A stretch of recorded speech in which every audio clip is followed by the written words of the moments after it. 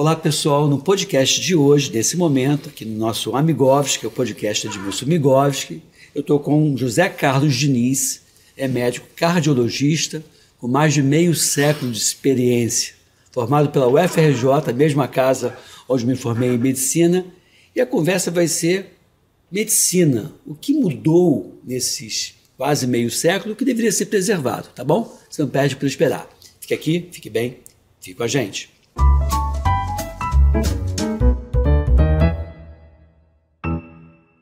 Pois é, José Carlos, um prazer enorme estar com você, José Carlos Diniz, médico cardiologista, formado pela ainda Praia Vermelha, né? Praia Vermelha. Pela UFRJ. Infelizmente foi um prédio que foi destruído. Um absurdo. É um absurdo, né? Essa é a questão desse país que não se preserva a memória. Uma coisa... Nós lamentamos profundamente isso. A nossa turma é uma turma diferenciada. Sim. A turma FNM 69. Diferenciada porque, talvez até pela situação de destruição que passou o prédio, pela perseguição, pelas dificuldades, enfim, que nós passamos, nós tivemos um trote muito violento e nós abolimos o trote. Olha só, é que hoje não pode mais fazer isso. Naquela época, os trotes eram muito fortes. Existia a corda em que nós éramos amarrados em fila, levados até a Praia Vermelha, nós estávamos ali na Praia Vermelha, molhava-se na água do mar, rolava na areia, e era uma cena, íamos para casa, quer dizer, todos sujos, batom quebrado dentro do ouvido, as meninas eram coisas inimagináveis nos dias de hoje. Nós, então, a nossa turma ficou muito unida e nós abolimos o trote. Temos um amor por aquele prédio, um amor por aquele prédio, pela toda a história que nós passamos durante a Revolução, que nós fomos expulsos do prédio, corredor polonês, coisas marcantes. Não aceitamos a ida lá para o Fundão, já estávamos quinto ano. Então nós ficamos pela Santa Casa, pelos hospitais. O que eu gostou do Fundão, salvo engano da minha parte, ele foi aberto mesmo só nos anos 80. O total sim, mas já tinha atividade. Já tinha atividade. E a turma ficou tão unida, deixando de falar de coisas feias, a turma ficou tão unida que passou a se reunir inicialmente de 5 em 5 anos. Não, depois não. Todos os anos. Vocês se formaram em quantos nessa época? A turma eram 180, mas muitos se perdem, muitos saem. Eu não tenho certeza do número, mas em torno de 160 por aí. Isso. Eram turmas grandes. A minha turma já era uma turma de 80 ou 100 alunos. Já era bem... Talvez, por semestre, nessa tua época era por ano, né? Era por ano, mas talvez seja muito, talvez bem menos. Eu não me recordo. Não tem problema. O que você hoje, com 54 anos de formado, como é que é o José Carlos Diniz hoje e como é que era o José Carlos Diniz de 40 anos atrás? De 40 ou de 50 anos lá atrás. Quer dizer, nós começamos, como se começava naquela época, com muitos sonhos, com muita garra, com muita vontade, com muito altruísmo, vontade de resolver o mundo. Nós saímos achando que íamos resolver tudo, né? E a vida nos desilude. E talvez seja a medicina a profissão em que mais se ri e mais se chora. Porque ela mexe com o sentimento, ela mexe com a humanidade, ela mexe com o ser humano mais no seu âmago. Quando você fala que mexe com o ser humano no seu âmago, você fala do ser humano médico ou a pessoa que é tratada por esse ser humano ou as duas coisas? O médico. O médico. O médico. Você está analisando a pessoa do médico. Do médico. Tá. São três coisas. Ele tem que ter, no relacionamento com o paciente, ele tem que ser uma pessoa especial. O médico é uma pessoa especial, porque ele se interessa por alguém que ele nunca viu, não é parente, não tem nenhuma relação, e ele faz de tudo para ajudar aquela pessoa. Então, deveria ser do ser humano médico humano, esse espírito de solidariedade, de empatia, de compaixão, de auxiliar o próprio. Você acha que mudou muito esse jeito? Mudou muito. É. Eu acho que hoje não é mais assim, certamente. Você acha que a questão da especialização, né? Porque hoje você tem aquele ortopedista que é especialista na mão esquerda, na mão direita é outro. Ou aquele urologista que é especializado no testículo à direita. Assim vai. Você acha que essa segmentação do ser humano fez com que ninguém cuidasse dele como um todo e isso se perdeu um pouco? Eu acho que isso ajuda. A super especialização ajuda. Mas eu acho também que o excesso tecnológico e a rapidez da informação desvirtuaram um pouco a coisa, né? Na faculdade, não é dado ênfase ao relacionamento médico-paciente. Hoje eu acho que se perdeu muito isso. E acaba que, infelizmente, eu sou professor da UFRJ, como nós comentamos antes, eu sempre passei isso para os meus alunos, né? Hoje estou um pouco distante da sala de aula, por questões meio que políticas, né? Estou no exílio agora, coisas da vida, mas assim, eu sempre fui aquele professor que dava exemplo, e tem depoimentos bem legais dos alunos que diziam, não, professor, o senhor acolhe, o senhor é uma pessoa que respeita. Eu tinha esse comportamento de respeitar, e acho que é importante esse respeito pelas pessoas. Mas você acha que isso mudou muito hoje em dia? Mudou muito. Há um artigo de um professor da Faculdade Federal do Ceará, sim, chamado João Macedo Coelho Filho. Tá. A essência perdida. E ele fala muito bem, o artigo é espetacular, sobre esta perda, sobre a questão do relacionamento médico-paciente, que mudou. Mudou porque mudou a tecnologia, mudou porque a rapidez da informação. Você não pensa no outro assim, você quer... essa doença é tal, é isso aqui. Sabe, ficou uma coisa muito mecânica, não está sendo valorizado nas universidades, né? Eu acho que se perde um pouco, perde muito, aliás, a essência do médico, que é a empatia, que é o compromisso com o paciente. Você acha que essa relação que vem sendo intermediada pelo convênio contribuiu para esse tipo de comportamento? Eu pergunto sempre, de quem é o paciente? É do plano XYZ ou é do doutor fulano de tal? Exatamente, de quem é o paciente? E a pessoa, quando perde aquele plano, aquele médico corta, ele troca. Ele é seu amigo enquanto você lhe oferece o plano. Você, infelizmente, doutor, o senhor não tem mais o meu plano. Não há mais o relacionamento que existia antes, a figura do médico. É meio paternalista, eu sei, mas sim, existia isso porque a base disso era a confiança. Claro, é necessário. Aquele médico de família, antigamente, ia na tua casa, tomava um cafezinho, comia um bolo de fubá. Exatamente. Hoje você substitui isso por uma coisa chamada telemedicina. Eu tenho uma opinião muito particular em relação a isso. Eu acho que isso é uma falácia.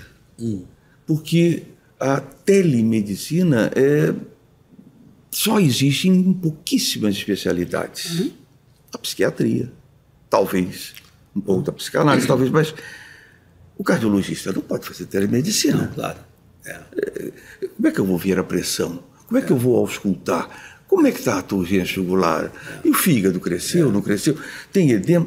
Eu não tenho os dados. Sim. E hoje, cada vez mais, por causa até mesmo desse afastamento, eu vejo isso nos pacientes. E para lembrar aquela história do... Não sei se você lembra desse personagem de Jô Soares, que ele era médico. Sim. E ele tinha um estetoscópio que era enorme, ele tinha medo, né? Ele disse, eu sou derma, né? Aí pegava assim... Eu sou derma. Para deixar ficar distante. Exatamente. E era uma coisa caricata, né? Mas que hoje tem dia um fundo de verdade. Quando você, hoje, você tem que, da minha área pelo menos, você tem que botar a mão no paciente. Você tem que examinar Sim. os princípios, né? da anamnese, continuam os mesmos. Inspeção, palpação, não temos talvez percussão, ausculta e contemplação, que era o último. Né? Então, isso se perdeu. O que o senhor tem? Tal, mas não se perguntou qual era a vida dele. Quais as doenças patológicas, a história patológica pregressa, a história familiar. Eu lembro agora de uma moça que me mandou assim, uma mensagem. Deixa eu te mandar essa mensagem assim.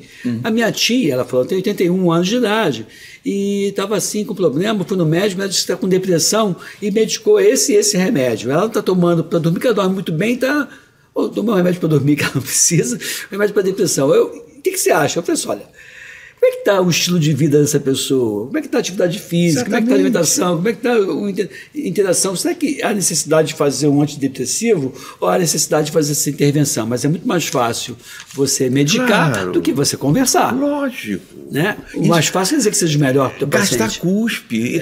Tem que conversar com o paciente. É comum. No consultório, o paciente diz assim, doutor, gostei muito, sabe por quê? Eu já fui a vários médicos para ver o que eu tenho. O senhor foi o único que me examinou. Eu falei, mas não tem outra maneira de fazer.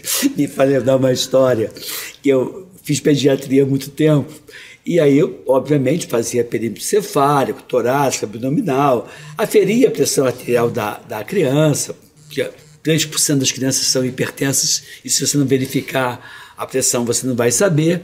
E tem aí, que ter um manguitozinho. Tem que ter uma pressão específica. Aí eu medi a cabeça da criancinha, anotei, e a mãe ficou me olhando.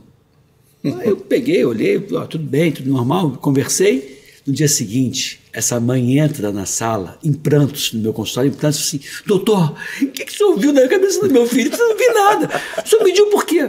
Faz parte do exame médico pediátrico medir a cabeça, mas nunca fizeram isso com meu filho, até um ano e meio, então vai a isso. As pessoas estão perdidas, desorientadas, né? E as pessoas não verificam, não avaliam o exame. O mais importante, a meu ver, no paciente é a história que ele traz. E a história não é só ele, é o contexto. O universo dele. Família, hábitos de vida, etc. Você tem que ver isso tudo. Tem que ver. Porque aí você vê o que esse camarada é. E não é através, a meu ver, de telemedicina que você vê isso. Como é que eu vou dizer se o sujeito tem insuficiência cardíaca direita, esquerda, congestiva, que grau é, olhando para ele através do telefone celular? A telemedicina acho que é uma ferramenta excelente para o follow-up, para o acompanhamento, para ajustar medicamento, faz isso, faz aquilo, uma orientação. Agora, como primeira consulta, e muitas vezes única, acho que deixa muito a desejar. Deixa muito a desejar. O pessoal da psicologia, o pessoal da psiquiatria podem se beneficiar com isso, sim, porque é diferente e eles podem conversar, mas está incluído nisso, talvez eles não tenham o exame físico, mas a conversa é hipertrofiada. Ele vai saber de pais, de família, de doenças passadas, ele vai formar a opinião dele sobre essa pessoa. Então, na conversa, ele pode resolver. Agora, aquele que é o clínico, que depende de exame físico, ele não vai conseguir nada. Há uma outra coisa. Você falou aí dos convênios. O convênio trouxe para você... O médico ficou preguiçoso. O médico não gosta de lidar com números, não gosta de lidar com contabilidade. Entrou e saiu, e tem que pagar isso, tem que pagar aquilo. Ele quer atender, ele quer fazer o mistério dele, ele quer operar. Então, chegou o convênio e disse, então faz o seguinte, não precisa se preocupar. Eu te mando os doentes. Pô, legal, gostei dessa. Eu mando os doentes para você, eu faço propaganda para você, mando um livro para todo mundo, né? Eu te boto no alto, cara. Bom, eu só vou te pagar isso. É pouco, mas tá bem, é mais fácil, deixa estar. E se eu mudar de cidade, você leva o convênio junto. Puxa, legal, gostei. Mas tem a contrapartida, né? Tem a contrapartida que você tem que andar rápido na consulta. Se você ganha pouco, Aumenta, vai no atacado, né? Você tem que fazer atacado. Você tem que atender mais. E aí atende tudo. mal. É. Você tem que tentar lucrar, atendendo mais, fazendo pior o seu mistério. Depois você é mal remunerado, aí você reclama. Aí você começa, alguns, a começar a burlar o convênio. De exames complementares. Você começou a baixar o seu nível. Você está diminuindo a sua consciência, tá sendo, sua ética, né? A sua ética. Está mais permissivo, está começando a andar no caminho perigoso. Já começa. Você tem, além de mais, o convênio te traz outros males. A burocracia, as glosas. Você começa a vê-lo como inimigo. E começa a tirar dele o que você pode. Estabelece uma relação de desconfiança, o que é o contrário do que se quer na relação médico-paciente, que é de confiança, responsabilidade, comprometimento. Nessa prática médica atual, o cliente acha que paga muito pelo plano de saúde e o médico acha que recebe pouco. Você acha que a conta é por aí? Eu acho. A percepção que eu tenho é essa. Nenhum convênio paga aquilo que você acha que merece. Hoje em dia, o convênio está pagando quanto em média? A tabela da MB é o quê? R$100? Tá em torno de 100, menos de 100. R$100 mais a glosa, mais mais o tempo que você leva, mais o imposto que você paga, mais o INSS, mais a manutenção do consultório, a secretária, o telefone, o imposto de renda. Ou seja, se uma pessoa atender o paciente em 1 hora, ele não vai... É impossível. É impossível. Eu tenho histórias de pacientes que disse, o médico não olhou para mim.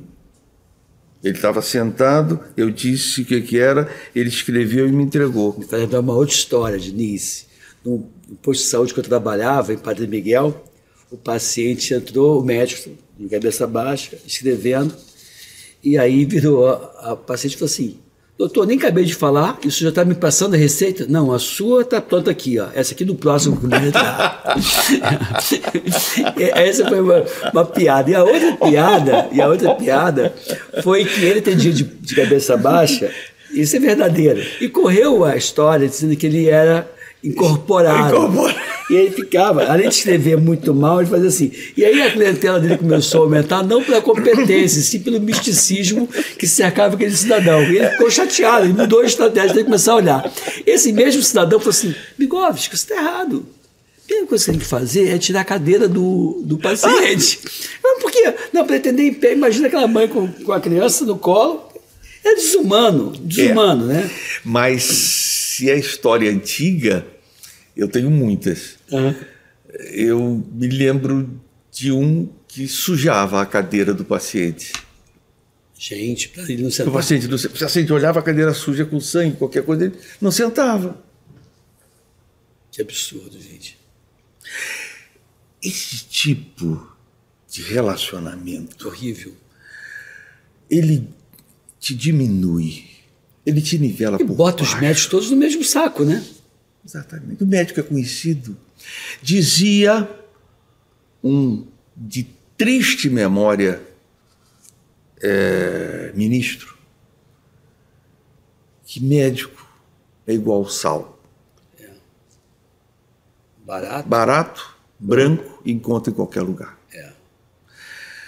Isso, eu acho, é um mal da nossa preguiça, que nós aceitamos os convênios para nos tutelar. Não há instituição, conselho, eu fui de Conselho Regional de Medicina, sindicato. Há, inclusive, no conselho, uma comissão que cuida dos honorários médicos. Acho que, não sei qual foi, você é conselheiro atual ou foi Eu fui. Foi. Não sei qual foi a gestão sua. Assim, tinha uma época que tinha muita gente vinculada a um plano de saúde que havia, para mim, um conflito de interesse grande ali. Mas é lógico, isso foi depois de mim. Havia um conflito de interesse, ou seja, a pessoa não vai lutar contra... Foi depois de mim. Aliás, o convênio de Unimed era o conselho. porque determinadas pessoas juntaram as coisas. Sim. Né? Sim. Você me dá uma mão, eu te dou outro lado e pronto. Foi um grande conflito tristíssima memória, porque levou um dos grandes convênios, eu fui um dos fundadores, a estar na situação terrível que está hoje. Que é a Sabe que eu tenho um convênio, eu pago, mas um convênio que eu acho que para mim é a melhor relação que tem, que é aquele pagamento, aquele convênio que te dá direito à internação. É o meu. Porque assim, o que te leva à falência não é uma consulta médica. Não é uma consulta. O que te leva à falência é uma terapia intensiva. E aí você tem hospitais fantásticos e que você pode contar com os hospitais fantásticos, com contas vultuosas, que vai ter o seguro para te pagar. E o médico eu escolho, eu pago, eu vou. O médico é meu, não é do convênio. Né? É claro que eu tenho vários bons alunos que passaram pelas minhas mãos e que me atendem de uma forma de cortesia, como era antigamente, né? Antigamente. Você não cobrava de outro médico. Não. Hoje em dia mudou a coisa. Hoje em dia até tenho muitos colegas que não me cobram consulta, obviamente são pessoas qualificadas e que não me cobram, eu vou lá e prestigio, obviamente, e dou espaço nos meus meios de comunicação e falo bem, porque tem que falar mesmo, porque são pessoas boas. Então eu tenho bons médicos, mas mesmo que eu não tivesse, eu pagaria, porque você vai pagar a consulta quanto? 400, 500 reais? Não é barato, eu sei, para boa parte da população, mas é um valor interessante. Não vou morrer porque paguei esse valor. Mas se eu fosse pagar 4 mil, 5 mil reais por dia numa internação, aí vai à falência e você vai ter que vender tudo para poder pagar depois de um mês e meio, 2 de hospital. É exatamente o mesmo convênio que eu e minha esposa temos. E que eu usei nunca, mas ela já usou várias vezes, infelizmente, com muito bom. Eu não quero. Exatamente isso que você falou. Eu estabeleço o relacionamento médico-paciente com quem eu gosto, com quem eu confio. Claro. E escolho o hospital por hotelaria para ter o maior conforto. Acabou-se. Essa é a boa solução. Mas os convênios foram um mal que nós abrimos mão do nosso esforço, da nossa batalha, para ter mais fácil. Chegaram muitos pacientes, mas a cobrança foi: tem que ficar pouco tempo, porque eu vou te pagar só pouquinho. Gente, mas não pode pedir tantos exames, você tem que pedir menos exames. Mas o próprio setor público é assim. Eu lembro desse mesmo posto de saúde que eu dei esses exemplos, que era em Padre Miguel. O que eu fazia? Como eu fazia pediatria, eu juntava aquelas mães, eu tentava juntar as puericulturas no mesmo dia. E aí, como as perguntas se repetiam, eu pegava, fazia uma consulta em geral. Aí batia papo, até porque uma ensinava a outra, dizia assim, você trouxe aqui para disso. Aí eu explicava, E depois todas saíam e eu ia entendendo uma a uma para falar da particularidade e não ficar expondo coisas uma da outra. Mas era legal, porque aí até eu brincava assim, dizendo, você viu as pessoas que tinham uma queixa mais concreta, que eu falei, olha, depois a gente conversa lá numa forma privada, você viu qual era o leite que estavam tomando? A leite artificial. Aí eu reforçava o leite materno. Era legal, mas eu fui chamar a atenção, porque aquilo não estava no projeto, não estava no plano, não sei o quê. Então, as pessoas não queriam isso, não queriam que atraísse a clientela para o posto de saúde. Queria que quanto menos você atendesse, melhor era, porque você não dava trabalho para outras pessoas. Como eu disse, nos meus 80 anos de vida, eu vou citar duas coisas. Você tem 80 anos de idade hoje. Ainda trabalhando. Por necessidade, nem porque gosto. Você gosta? Claro. E eu tenho um filho médico, cardiologista, que me dá um grande orgulho pelo trabalho dele. Muito bem reconhecido. Há muitos anos. Seu filho tem quantos anos de idade? 49. 49. Há muitos anos, logo que comecei, eu fui trabalhar numa casa de saúde em Paragambi. Sim. Casa de Saúde Doutor Eiras. Sim, é psiquiatria, não era? Eu era o clínico do pavilhão. Ou era paciente? Não, ainda não. Nessa época não. Clínica Casa de Saúde Doutor Eiras, eu era clínico do pavilhão São Miguel II. Muitos pacientes tem lá? Muitos. Eram vários pavilhões enormes. E o meu compadre, meu amigo de fé, Bruno Salésio, era o psiquiatra desse pavilhão. O pavilhão São Miguel II era um pavilhão de fim de linha. Alcoólatras, Alzheimer, esquizofrênicos muito sérios. Era um pavilhão de fim de linha. Tanto o Bruno quanto eu viemos da mesma época. Nós tínhamos a ideia do altruísmo e nós tínhamos a ideia de ajudar as pessoas. Nós ficamos horrorizados com a situação do pavilhão. E nós fizemos uma revolução no pavilhão. Primeiro que não tinha janelas. Nós conseguimos, com os comerciantes na área, colocar basculhante em tudo. Conseguimos ventiladores de teto. Conseguimos cobertores a mais.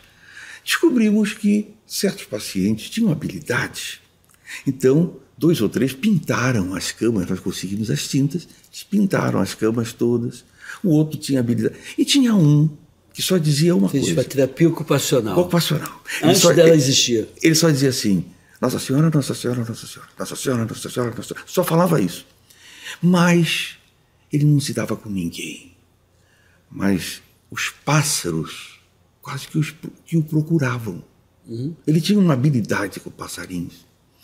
E apareceu uma arara. Alguém trouxe uma arara muito mal.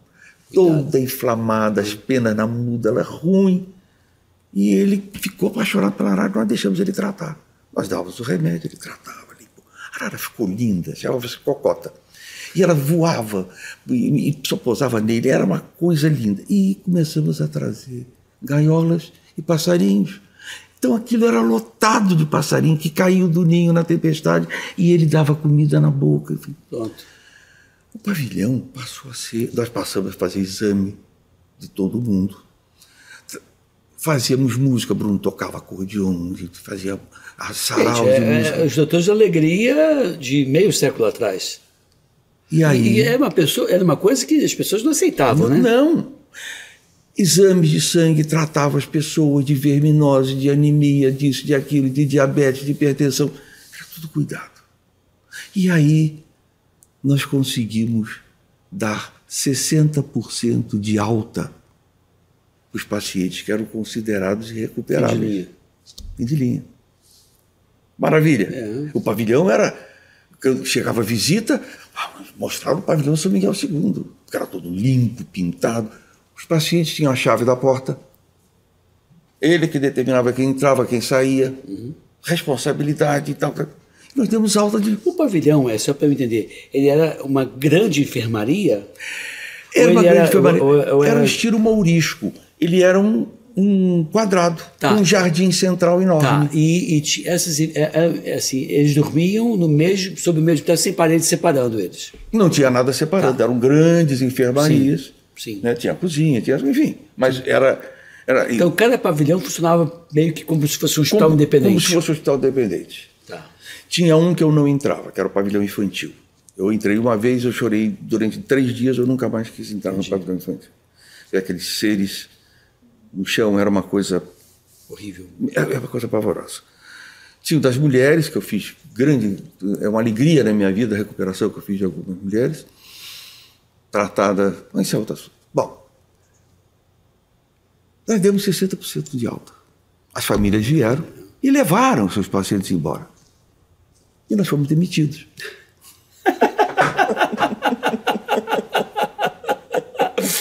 Nós fomos demitidos.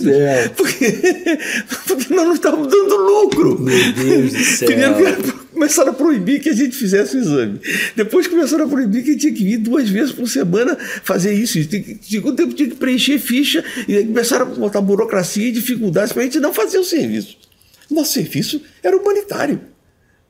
E aí nós fomos demitidos. Inacreditável isso. Meu Deus do Eu céu. tenho isso como uma medalha. Sim, claro que é. Havia no pavilhão das mulheres, eu não sei se estou saindo muito do assunto, mas Não, havia não. no pavilhão das mulheres, me chamaram para ver uma senhora lá. No quarto não via ninguém, havia uma sombra no canto, uma coisa enorme. O que era aquilo? Quando eu olhei, era um ser, uma morena, enorme. Sim. Soro correndo das feridas das pernas. Tadinha, gente. A língua do lado de fora não abria mais os olhos. Mixedema. Morrendo. Hipotiroidismo. Hipotiroidismo. Entupida de remédios Ou seja, psiquiátricos. maltratada. Porque a família, ela teve, às vezes, uma crise de nervoso, puseram lá e começaram a dar calmante. E aquilo foi se repetindo. Repete o exame, repete a medicação. Eu mandei tudo, comecei a tratá-la do mixedema. E fui tratando em 3 meses, essa mulher perdeu 50 e poucos quilos. E ela foi indo, teve alta. Foi ser complementar o tratamento no Hospital Geral de Bom Sucesso, onde eu trabalhei toda a minha vida e cheguei até direção do hospital. Caramba, isso em que ano você foi diretor do Hospital de Bom Sucesso? Eu entrei em Bom Sucesso em 1967, não era nem médico. Uhum. Eu entrei como operador de aparelhagem médica. Olha só. Eu empurrava carrinho no pátio para fazer eletro, para fazer raio-x. Uhum. E aí mas já fazia medicina. Estava no 67. Formei em 69. Isso. Aí comecei a fazer substituição no ambulatório. Um mês eu era pneumologista, outro mês eu era nefrologista. E assim foi. Aí chamei, naquele tempo não tinha concurso, aí chamei a atenção da direção, talvez pelo meu serviço, e o diretor recomendou que eu fosse contratado. Entendi. Eu fui contratado. Fui primeiro para a emergência, depois fui para a enfermaria, 348, enfermaria de mulheres, cardiologia. E aí, lá para 74, 75, isso foi um pai para mim, o Dr. Flávio de Carvalho, cardiologista, estava fundando o CTI. Queria alguém e me chamou. Eu trabalhava nos servidores do Estado no CTI, concursado. E aí me transferi para lá, para Bom Sucesso, fiquei com as 2 situações lá, fazendo, e montamos o CTI, que trabalhou 30 anos. Eu fui chefe, daí eu passei, do chefe CTI, eu passei uma luta, era do conselho, uma luta política do hospital para tirar uma determinada diretora que estava acabando com o hospital, foi no tempo do Collor. Pelo jeito não mudou muito até hoje. Não. Eles agora botam fogo, é diferente. E aí cheguei até a direção do hospital. Legal. José Carlos Diniz, 81 anos de idade. 80 anos de idade. Não aumenta. Não aumenta, tá bom como tá. Contei o intraútero também. 80 anos de idade. 80 anos de idade, 54 anos de formado. Como é que, ainda atuante como médico, o que você encara como os seus maiores desafios agora, né? Você está entrando entrou na nona década de vida e ainda trabalhando. O que você tem de maiores desafios para o futuro? Quais são os seus planos de futuro? Bom, eu digo que a gente não pode parar de sonhar. Nós somos movidos a sonhos. Eu, pelo menos, sou. Tenho uma mente inquieta. Isso é bom, né? Se eu ficar parado, morri. Então, eu estou sempre fazendo alguma coisa. Faz atividade física, Diniz? Fazia. Agora eu parei um pouco porque estou com alguns probleminhas para resolver em casa, negócio de saúde. Mas vão ser resolvidos. É porque você é um shape de quem faz atividade física, está tão atuante aí também. Eu acho que o médico, como eu disse no início, a medicina é a profissão que você mais ri e mais chora. Isso eu escutei a primeira vez com meu filho. Quando o filho me pediu, eu era diretor do hospital, ele me pediu que ele queria ver um centro cirúrgico. Ele já tinha ido a vários lugares testar. Achei bacana essa profissão, achei bacana aquela, mas nada o empolgava. E eu levei, ele foi ao centro cirúrgico, ficou com o Amado no centro cirúrgico. E na hora de eu ir embora, o Amado disse, o garoto está indo aí, mas não fala nada para ele não, que ele desmaiou aqui.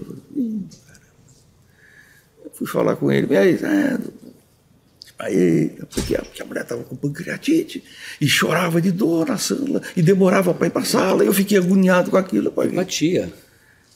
Uma boa qualidade para ser médico. Isso aí. E aí, uma anestesista, muito amiga, escutando conversar com ele, disse para ele: você vai aprender que a medicina é a profissão que mais se ri e mais se chora. Alegrias extremas pela realização, né? O feito que você fez, você conseguiu fazer, a ajuda que você deu a essa pessoa. Se eu não tiver isso, você não é nada. Mas ela te cobra um preço muito alto por isso. E você tem que ter o que eu chamo de mundo paralelo. Eu tenho um mundo paralelo. Eu tenho uma identidade secreta. Aliás, eu tenho duas identidades secretas. Caramba! Que não é tão secreta assim. Uma delas é um derivativo que me obriga a pensar, me obriga a fazer coisas, me instiga, me desafia o tempo todo, que é a astronomia. E eu faço fotografia do céu. Sou o mais velho astrofotógrafo ainda em atividade. Sou muito respeitado, os garotos são muito amáveis comigo, eu sou muito grato por isso e me realizei um pouco nisso. Né? A gente tem que ter esse mundo paralelo para você sair um pouco da sua rotina, do seu sofrimento, das dores que a gente leva, para ter um lugar que faz você pensar, faz você expandir a mente. O outro mundo paralelo é um exercício que eu faço há 14 anos e que esse ano, graças a Deus, vai se repetir, que é ser Papai Noel no Instituto Poricultura Matagão de Esteira. Então é de lá que eu te conheço. É de lá que eu te conheço. Eu te vi e falei, caramba, eu conheço ele de algum lugar. Então foi de lá. Os alunos contadores de história, eles me convidam e todo ano eu vou lá, fantasia, de Papai Noel. Sim, então é de lá que eu te conheço. Quando eu te vi aqui, me é familiar. Eu estava tentando ver aqui no teu perfil, não consegui ver lugares que a gente frequentasse juntos. Então é de lá que eu te conheço. Então, eu só sabia que você era médico. Não sabia. E tem histórias e mais histórias. Gratificantes. O que eu quero? Eu acho que eu sou muito grato pela família que fiz. Muito grato. Diniz, você tem quantos filhos? Você falou da tua família, né? Quantos filhos você família tem? Que eu sou... É uma família muito especial. O Papai Noel tem família. Tem família. Eu tenho a minha esposa, casada há 54 anos. Olha. Companheira de vida. Tenho um filho mais novo. Que é cardiologista. Cardiologista. Sim. Bernardo. E tenho a minha filha, que é publicitária, Bárbara. E que só me deram alegrias. Eu só lembro das coisas boas. Que bom. O filho agora, por exemplo, ele está indo, já me deu eu já fui assisti-lo falar no Congresso Mundial de Cardiologia algumas vezes. Olha só, que orgulho para você. E ele está indo agora não para apresentar trabalho, mas vai para conferências no Congresso agora em Nova York. Muito legal. O que é que eu vou querer mais? Aí você me perguntou qual é o meu sonho. Isso. O meu sonho é continuar mais um pouco. O meu sonho é não perder a fé nas pessoas, porque está cada vez mais difícil, manter a fé e a esperança. Eu ainda tenho. E eu acho que nós precisamos um pouco,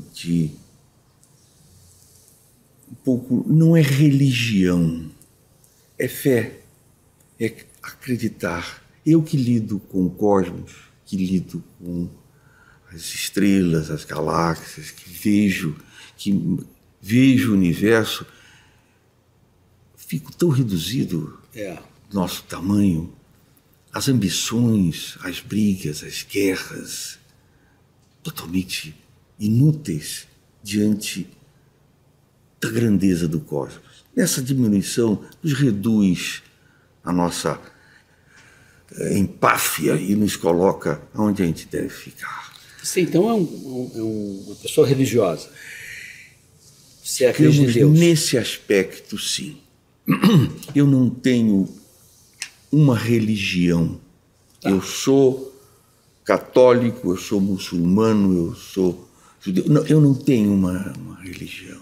Eu tenho muito mais para o budismo do que para outra coisa. Sim. A concepção do budismo me atrai. Entendi. Me atrai porque ela completa o pensamento que eu tenho, a ideia que nós temos hoje do cosmos.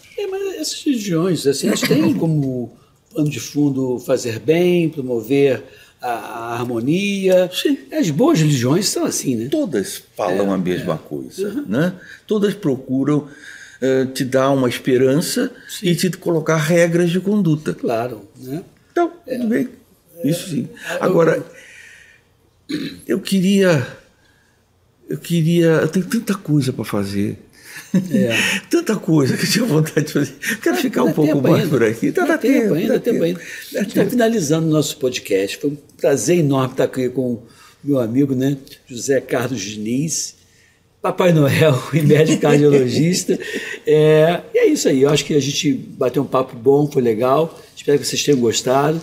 Tem o telefone do José Carlos Diniz, que eu ainda atendo no 2196-8134. E 021, que é Rio de Janeiro, né? Não, esse 21 é o número. Não, então sim, é 21. 21, que é o Rio de Janeiro. 2196-8134. Isso. Na Tijuca. Na Tijuca, aqui no Rio de Janeiro. Muito bom estar aqui com você. Eu queria te presentear com a minha caneca, do Amigos, da gente. Muito obrigado. E aí, quando você estiver lá com o Papai Noel, manda uma foto pra gente, para prestigiar você. Foi muito bom estar aqui contigo, uma experiência muito legal e gratificante. Muito obrigado, tá bom?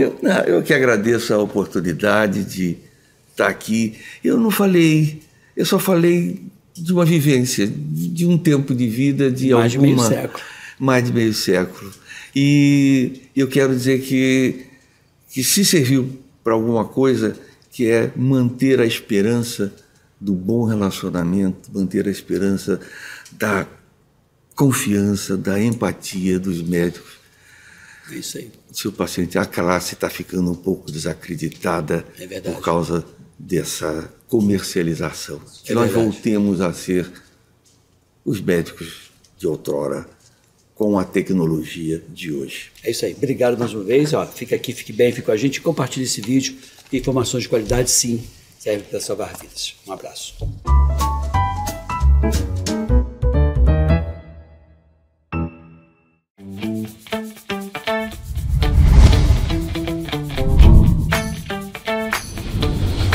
TVC, a TV do Correio da Manhã.